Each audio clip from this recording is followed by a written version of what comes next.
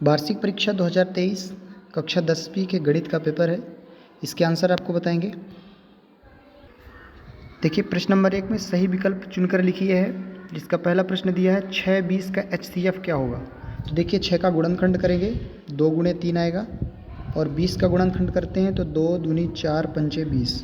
तो देखिए दोनों में उभयनिष्ठ केवल 2 दिख रहा है। HCF क्या होता है, जो उभयनिष्ठ होता है। तो 2 इसका HCF हो जाएगा। सी नंबर इसका सही आंसर है, पहले का हो जाएगा सी। दूसरा है त्रिघात बहुपद के कितने शून्यक होते हैं। तो देखिए त्रिघात बहुपद है तो 3 शून्यक होंगे इसके, डी नंबर इसका सही हो जाएगा।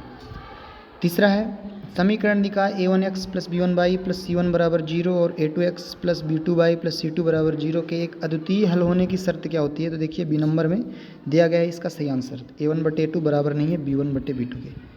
इसके आगे देखेंगे अगला क्वेश्चन दिया है चौथा, द्विघात समीकरण का मानक रूप क्या होगा। तो द्विघात समीकरण का मानक रूप होता है ax² plus bx plus c बराबर 0। सी नंबर पे दिया गया है, ये इसका सही आंसर हो जाएगा।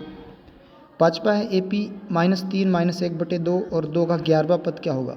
तो इसका सही आंसर हो जाएगा बी नंबर 22। कैसे ज्ञात करेंगे ये भी समझ लीजिए, बता देते हैं। 11वां पद चाहिए तो a प्लस 10d ज्ञात करेंगे। तो देखिए पहले d का मान ज्ञात कर लीजिए, क्योंकि a का मान तो -3 दिया है।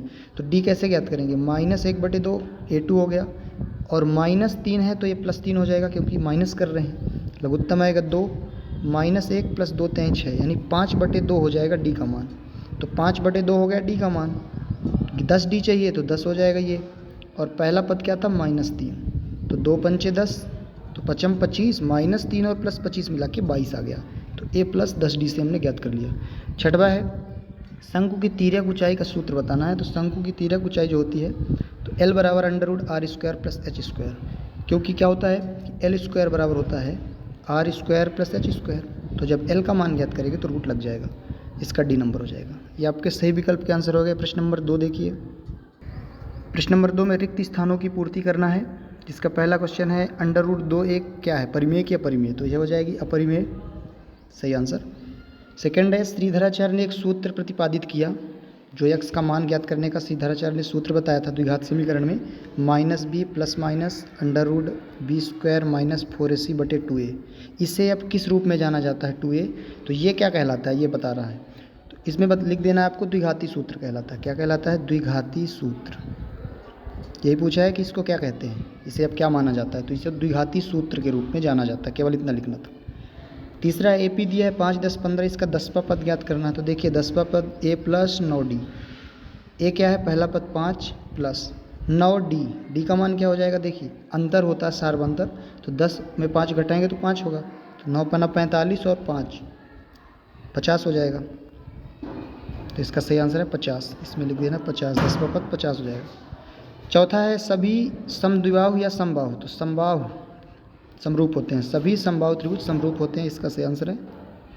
पांचवा देखिए किसी बिंदु की अक्ष यक्ष से दूरी क्या होती है। देखिए चतुर्थांश बनाएंगे, मान लीजिए कोई ये बिंदु है यहाँ पे, तो यक्ष अक्ष से दूरी बतानी है। यहाँ से कितनी दूरी पर है, जितनी उसकी कोटि होगी उतनी दूरी पर है, तो इसका कोटि हो जाएगा।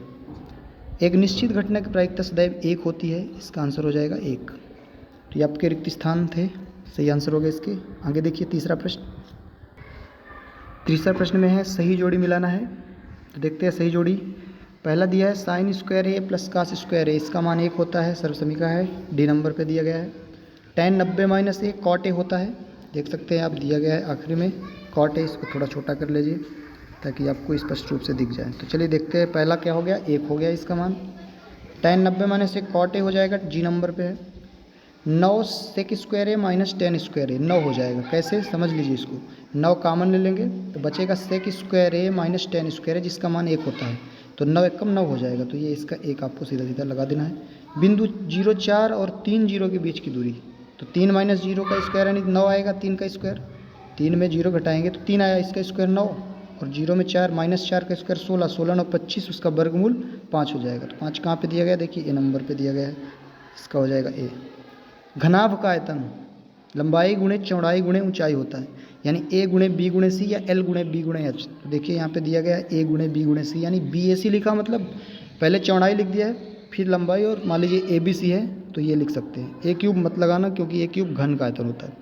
वर्ग का क्षेत्रफल a² होता है, ई नंबर पर दिया गया है। तो आपकी सही जोड़ी हो गई। इसके आगे देखेंगे अगला क्वेश्चन। क्वेश्चन नंबर 4 में प्रत्येक का एक शब्द वाक्य में उत्तर बताना है, जिसका पहला प्रश्न देखिए। द्विघात समीकरण है ax² + bx + c, इसका विविक्त कर बताना है। तो क्या होता है विविक्त कर? डी का मान होता है b² - 4ac। सीधा लिख दिए, विविक्त कर का ये सूत्र है। दूसरा, किसी एपी के n पदों का योग ज्ञात करने का सूत्र होता है n/2, इसके अंदर होता है 2a + n - 1 इंटू में d, ये होता है n पदों का योग ज्ञात करने का सूत्र। तीसरा, उन्नयन कोण की परिभाषा क्या होगी? जब दृष्टि ऊपर की ओर हो, दृष्टि ऊपर की ओर है तो क्षैतिज रेखा और दृष्टि रेखा के बीच का कोण उन्नयन कोण कहलाता है। हिंदी में लिखना है आपको, जब दृष्टि ऊपर की ओर हो तो दृष्टि रेखा और क्षैतिज रेखा के बीच का कोण उन्नयन कोण कहलाता है। चौथा है स्पर्श रेखा और बिंदु के उभयनिष्ठ बिंदु। स्पर्श रेखा जो होगी या जो उभयनिष्ठ बिंदु होगा उसको क्या कहते हैं? स्पर्श बिंदु कहते हैं। इसका हो जाएगा स्पर्श बिंदु, चौथे का हो जाएगा स्पर्श बिंदु। पांचवा है पासे को एक बार फेंकने पर 8 प्राप्त होने की प्रायिकता। देखिए पासा फेंकेंगे तो 1 2 3 4 5 6 ये कुल घटनाएं होती हैं, तो 8 आ ही नहीं सकते हैं, असंभव है, और असंभव घटना की प्रायिकता क्या होती है? 0 होती है। छठवा है वर्ग 20 40 का वर्ग चिन्ह लिखना। वर्ग चिन्ह यानी xi, इसको कैसे निकालते हैं? L1 + L2/2 करके। तो 20 L1 है और L2 है 40, तो 40 और 20 60/2 करेंगे तो कितना आएगा? 30 आएगा। आपको सीधा लिख देना 30। तो ये आपके एक शब्द वाक्य उत्तर हो गए। अगला क्वेश्चन देखिए, क्वेश्चन नंबर 5, निम्नलिखित में सत्य असत्य बताना है। पहला देखिए दिया है, दो समरूप त्रिभुजों की संगत भुजाएं समानुपाती होती हैं, तो सत्य है, संगत भुजाएं समानुपाती होंगी। पहला हो जाएगा सत्य, पहले का सत्य हो जाएगा। दूसरा, दो समरूप त्रिभुजों के क्षेत्रफलों का अनुपात उनकी संगत भुजाओं के अनुपात के बराबर होता है, तो असत्य है, क्योंकि जो क्षेत्रफल है भुजाओं के वर्गों के अनुपात के बराबर होता है।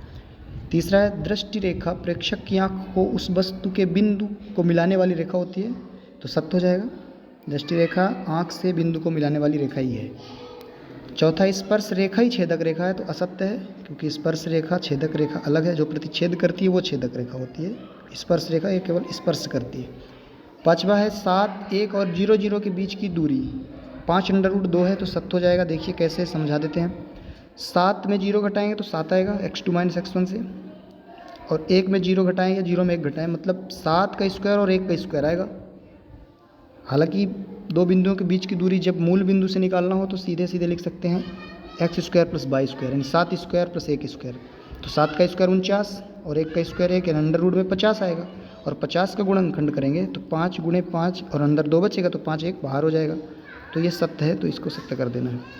छठवा देखिए, छठवा में क्या है, शंकु का आयतन बेलन के आयतन का आधा होता है। देखिए शंकु का आयतन 1/3 πr² होता है, और बेलन का आयतन होता है πr²। आधा नहीं होता, तिहाव में होता है, यानी एक तिहाई होता है। तो बेलन की त्रिज्या और शंकु की ऊंचाई यदि समान हो तो क्या आधा होता है? तो ये असत्य हो जाएगा। छठवां आपका असत्य है, सीधा सीधा असत्य लिखना है। तो ये आपके वस्तुनिष्ठ प्रश्नों के आंसर हो गए। आपके कितने वस्तुनिष्ठ सही हैं? आपके 30 जो ऑब्जेक्टिव प्रश्न पूछे गए हैं, आपके कितने सही हैं? आप कमेंट करके बताइए। उम्मीद करते हैं आपका पेपर अच्छा गया होगा।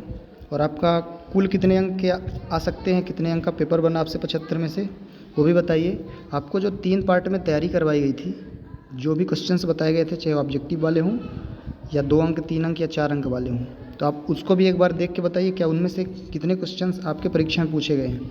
जो भी इंपॉर्टेंट बताए गए थे, बहुत से क्वेश्चन हैं जो सेम टू सेम वही आ गए हैं या कि उसी टाइप के क्वेश्चन पूछे गए हैं।